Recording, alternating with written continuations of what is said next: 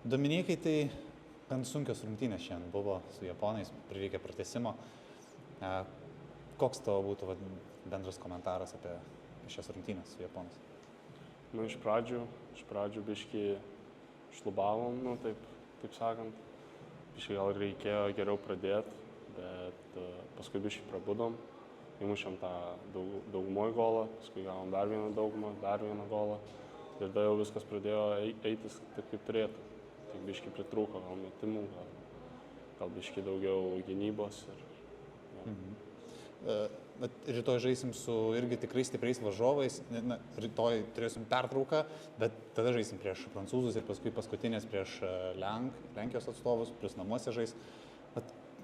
Kaip tu manai, kokios ten rungtynės gali laukti mūsų? Prieš prancūzus ir prieš Lenkus tikrai labai stiprios komandos. Prancūzai ten iš olimpiados ir taip, Lenkai namuose žaidžia.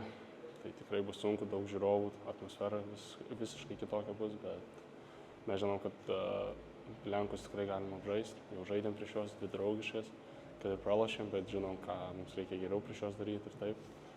Prieš prancūzus tai tikrai bus sunku, bet reikės tiesiog kovoti, kaip ir treneris sakė, kad mes gal nesam ta techniškiausia ar kokia, bet mes visą laiką perdirbam kitus žaidėjus, kitas komandas.